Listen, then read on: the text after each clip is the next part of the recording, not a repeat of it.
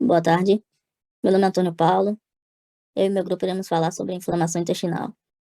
O grupo é eu, Antônio Paulo, Maiara Sampaio e Mariana Nascimento. Pode passar. Bom, durante a apresentação iremos abordar sobre a doença inflamatória intestinal de modo geral e suas principais inflamações, que é a doença de Crohn e a colite ulcerativa. De maneira simplificada, podemos definir a doença inflamatória intestinal como distúrbios que envolvem toda e qualquer inflamação crônica no tubo gastrointestinal, no tubo gastrodigestivo. Pode passar. E as principais doenças, as que são mais relevantes para diagnóstico clínico, para a área médica, são a doença de Crohn e a colite ulcerativa. A doença de Crohn, ela afeta qualquer parte do tubo gastrointestinal, sendo que normalmente ela afeta a porção final do intestino delgado. Às vezes também acomete a porção final do intestino grosso. Já a colite ulcerativa, ela afeta apenas o intestino grosso, especificamente na região do colo. Até por isso, esse nome, colite. Pode passar. Quanto ao diagnóstico, o diagnóstico é feito através de exame de sangue e fezes. Cabe uma observação quanto a isso. O diagnóstico, ele não é feito de maneira simplificada. Não é apenas um diagnóstico que vai comprovar se a pessoa tem inflamatória intestinal, especificamente aquelas mais graves que eu mencionei anteriormente. Várias análises clínicas são realizadas, vários exames são feitos, provas e contraprovas, porque outras patologias podem acabar confundindo o diagnóstico se ele for feito de maneira inadequada. Há exemplo de infecções bacterianas por uso de medicamentos. Uma pessoa que usa antibióticos por um determinado período de tempo pode acabar desenvolvendo alguma inflamação, tanto no estômago quanto no intestino. Então, isso pode acabar desencadeando uma reação inflamatória e acabar confundindo o diagnóstico. E também agentes etiológicos como parasitas, né? Todos nós vimos em parasitologia aqui a presença de alguns parasitas, como ascarilombricoides, estrongiloides, pode desencadear doenças que também geram inflamações nessa região do intestino. Então, é de muito cuidado na hora de realizar o diagnóstico. Os resultados também podem ser obtidos através de biópsia, tecido afetado. Porém, para biópsia já envolve remoção cirúrgica, e isso eu vou falar daqui a pouco. Pode passar. O tratamento pode ser feito através de medicamentos, cirurgias e métodos alternativos. Medicamento, assim, de maneira resumida, os utilizados de maneira geral, não necessariamente será sempre utilizado, são aminosalicilatos, a exemplo da mesalazina, é um medicamento utilizado para inflamações intestinais de modo geral, corticosteroides, que minhas colegas irão falar em breve, e antibióticos, se algumas bactérias estiverem daquela inflamação, será necessário o uso deles. Cirurgias, como falei, envolvem remoções cirúrgicas.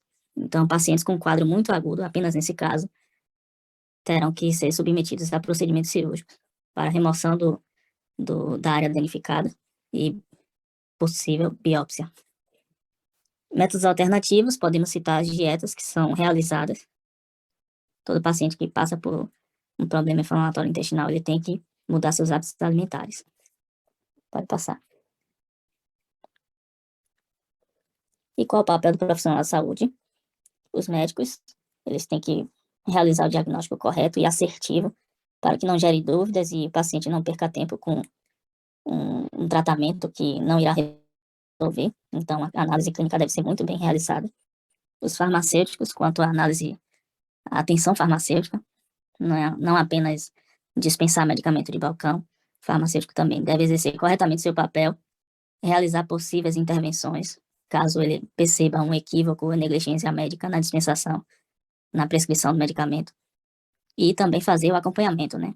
O acompanhamento posterior, que é o apoio ao tratamento do medicamento do paciente enquanto utiliza aquele determinado medicamento. E os nutricionistas são extremamente importantes para patologias desse tipo, patologias intestinais, porque eles são essenciais para que o paciente exerça hábitos saudáveis e haja um controle da alimentação. Então, o nutricionista é muito importante nesse quesito também. Bom, então eu vou estar falando um pouco agora sobre a doença de Crohn. Bom, a etiologia desta doença é ainda, apesar de uma doença bastante investigada, ela é considerada como inconclusiva, né, a etiologia. Contudo, constata-se que possui caráter multifatorial envolvendo fatores genéticos, imunitários, que desencadeiam situações inflamatórias e ambientais. A ADC não é curável clínica ou cirurgicamente e sua história natural é marcada por agudizações e remissões. A ADC é diferenciada de qualquer outra inflamação intestinal pela sua natureza inflamatória, pela localização da lesão no aparelho gastrointestinal e pela sua distribuição e penetração na mucosa. A doença de Crohn é uma doença inflamatória intestinal de origem não conhecida, caracterizada pelo acometimento focal, assimétrico e transmural de qualquer porção do tubo digestivo, da boca até o ânus. As manifestações mais características que ocorrem inicialmente são formações de úlceras provenientes do processo inflamatório, estreitamento do lúmen, espessamento da parede intestinal e granulomas na mucosa. Clinicamente é marcado por sintomas e sinais como dores abdominais, diarreia, com risco de séria evolução hemorrágica, astenia, emagrecimento, febre, anemia e déficit nutricional. Na fase ativa da doença, verifica-se um elevado número de neutrófilos infiltrados, causadores dos tão característicos abscessos. É também comum a formação de fístulas. Posteriormente, devido a todas essas manifestações referidas, pode ainda ocorrer problemas extraintestinais, que vão ser tratados mais à frente. Bom, os segmentos do tubo digestivo mais acometidos são íleo, cólon e a região perianal.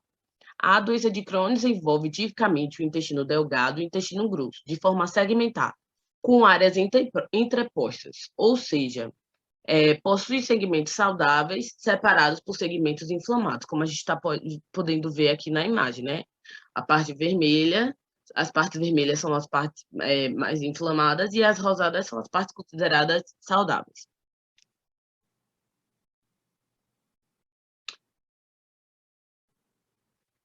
A ADC é considerada uma doença inflamatória crônica progressiva que afeta regiões do intestino e, mais precisamente, as regiões do intestino delgado e do cólon e a porção do íleo distal.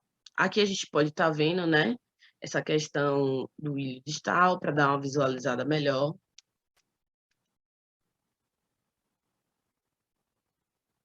Bom, seguindo aqui falando agora sobre sinais e sintomas. A imunidade, de forma geral, é definida como a somatória dos mecanismos de defesa de um organismo, seja ele contra micro-organismos, macromoléculas ou antígenos. Uma resposta imunológica excessiva pode conduzir a lesões teciduais de caráter autoimune. E o contrário pode levar a uma resposta deprimida, favorecendo o desenvolvimento de infecções persistentes. A inflamação nada mais é do que o resultado de uma reação do tecido e da microcirculação a uma agressão patogênica.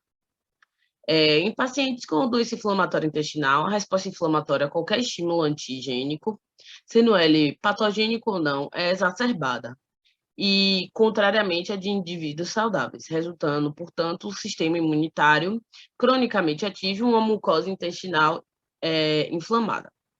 O mecanismo que serve como barreira entre o hospedeiro e os antígenos do lúmen é o sistema imune mucoso, responsável por manter o equilíbrio entre a resposta imune perante as agressões e tolerância a antígenos normalmente inócuos.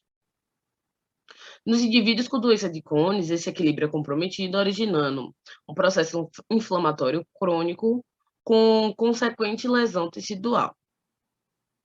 Bom, as citoquinas são estruturas proteicas produzidas por diferentes tipos de células do sistema imune, e a sua produção é estimulada quando as células são ativadas por diferentes estímulos, tais como os agentes infecciosos, tumores e entre outros, e promovendo a indução ou regulação da resposta imune.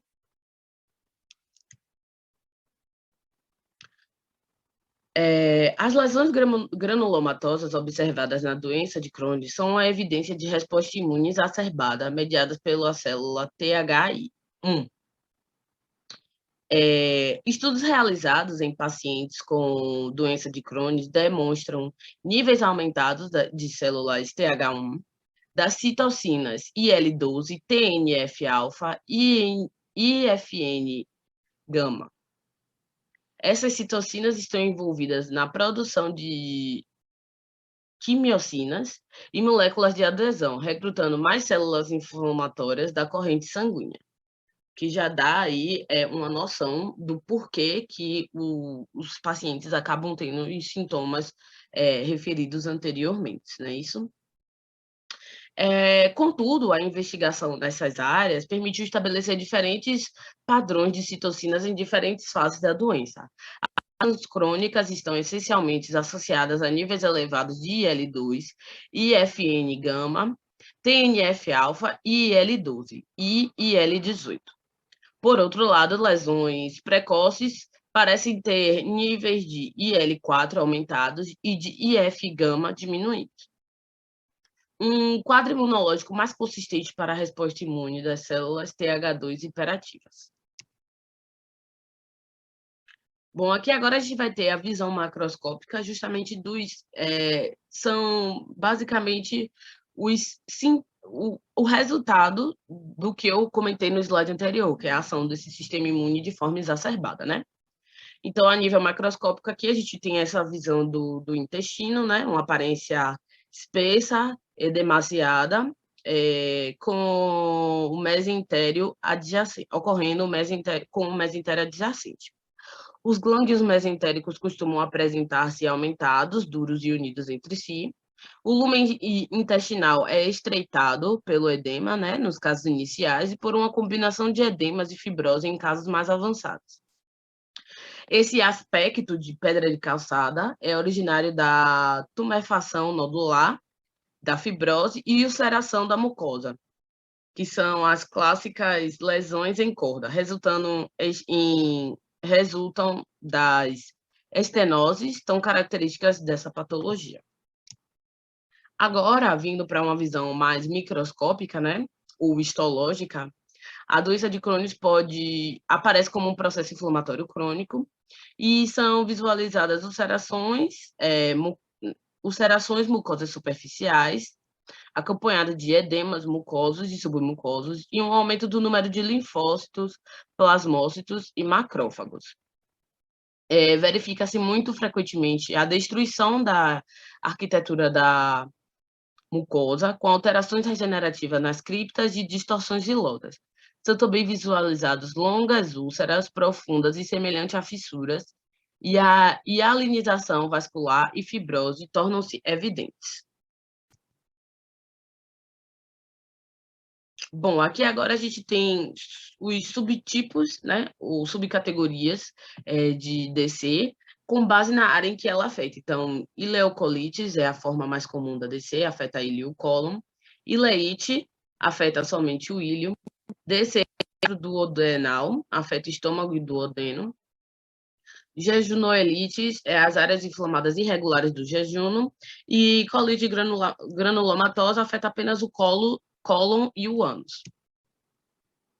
Aqui foi o que eu citei anteriormente em relação a manifestações extraintestinais, né? Que a gente vai ter artrite, manifestações oculares, cutâneas, né? A gente tem aqui eritema nodoso, hepatobiliares, colelitíase, fígado gordo, hepatite crônica, e renais, cálculo renais e obstrução uretral. Bom, seguindo agora para o tratamento, né? Relativa à expressão de TNF-alfa, esse é um fator importante na terapêutica envolvendo a medicação monoclonal. A TNF-alfa é uma citocina pró-inflamatória que induz a expressão de fatores de adesão e permite a penetração das células inflamatórias e, consequentemente, a ativação dos macrófagos, para promover a liberação de outros mediadores pró-inflamatórios. Bom, o tratamento dessa doença é basicamente a base de anti-inflamatórios e imunomoduladores. A gente tem aqui os aminoácidos, corticosteroides, imunomoduladores, anticorpos monoclonais e antibióticos. Bom, gente, para finalizar a apresentação, eu irei falar um pouco da colite ulcerativa.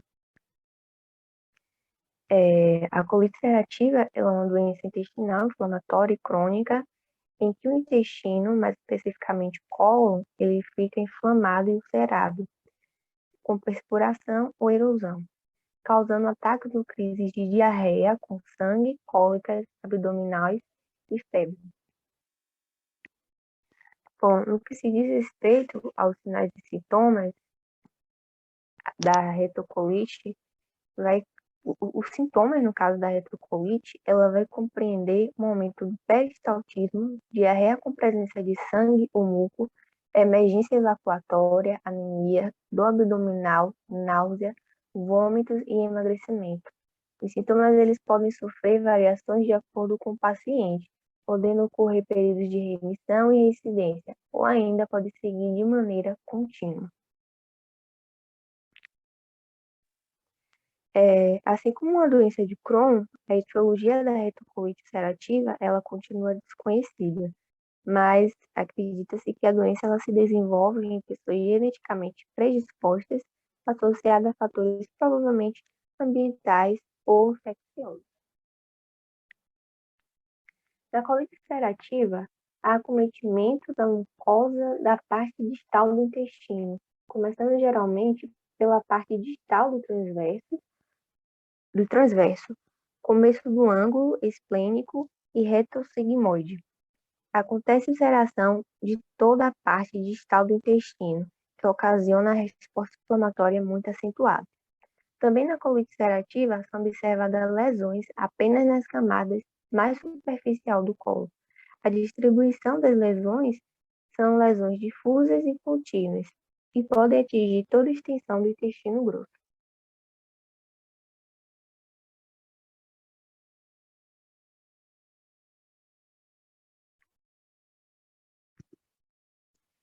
Bem, em relação à patogênese, e de acordo com a imagem, as lesões elas irão se restringir à mucosa e à submucosa, poupando a camada muscular e a serosa. Existem ulcerações localizadas e multifocais, que iniciam-se pelos chamados abscessos em cripta. Ainda nessa imagem, como a gente pode analisar, a imagem são de duas lâminas diferentes. Na figura esquerda, o processo inicia-se na profundidade das glândulas e se estende minando a submucosa. Já na imagem direita, percebe-se que a mucosa ela fica intacta na parte de cima, pois forma-se um túnel pela submucosa.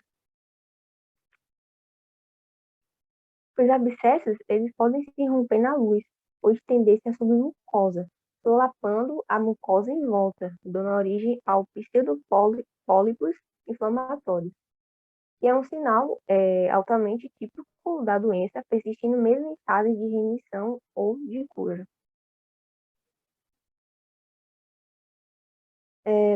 Na fase ativa, a forte congestão dos vasos da mucosa e submucosa, bem como hemorragias, necrose das células epiteliais da mucosa, originando áreas erosadas e também depressão das células calciformes que podem desaparecer completamente, mesmo quando o epitélio está íntegro.